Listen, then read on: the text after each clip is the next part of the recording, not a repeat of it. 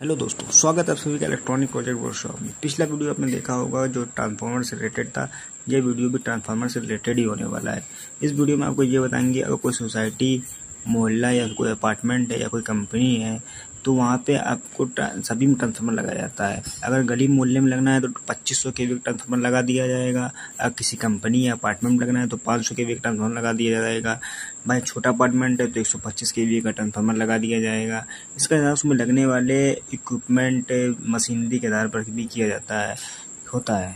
ठीक, ट्रांसफार्मर लगने की प्रोसेस ये है कि खंभों के जरिए पहले हाई टेंशन लाइन जो जा रही होती है उसमें 3 केबलें होती हैं। हर लाइन में एक 11,000 वोल्ट होता है, तो ये 3 तार हुई तो 3,000 वोल्ट की लाइन होती है।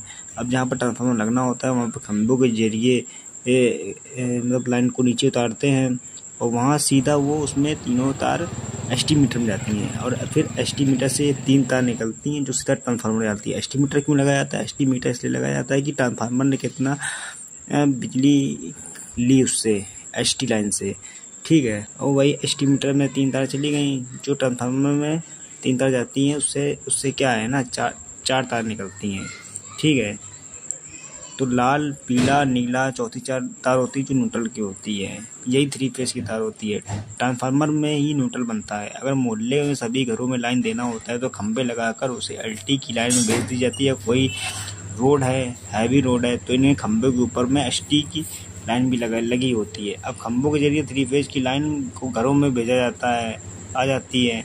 अगर ज़्यादा ज़रूरत होती है तो सिंगल फेज की, ज़्यादा ज़रूरत नहीं होती है तो सिंगल फेज की लाइन को भी भेजा जाता है। सिंगल फेज की लाइन भेजने का तरीका यह है कि कोई भी एक फेज और न्यूट्रल को भेजते हैं। अगर मान लीजिए मोहल्ले में 3 घर हैं तो किसी में लाल न्यूट्रल भेज देते हैं, किसी में पीला न्यूट्रल भेज देते हैं और किसी में नीला न्यूट्रल।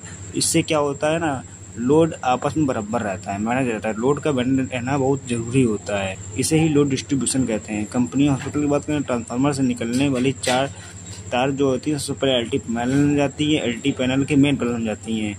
फिर वहाँ से आप फर्स्ट फ्लोर, ग्राउंड फ्लोर, मतलब जितने फ्लोर बने हैं सब उस हिसाब से दे दिए जाते हैं। अब घरों में जैसे कि उसको ऐसे समझ सकते हैं, जैसे मान लीजिए घर में होता है तो घर में सबसे पहले एमसीबी लगी होती है सभी कमरों में। इसी तरीके से वहाँ पे भी ऐसा सिस्टम है। एलटी पैनल में फिर एसीबी को लगाया जाता है, जिससे मतलब कि उससे आगे कनेक्शन बंद हो गया। एसीबी अगर पैनल का वो सेलेक्टर बंद कर देंगे तो आगे का पैनल पूरा बंद हो जाएगा, फिर उसके बाद वहाँ कहीं जाएगा ही नहीं।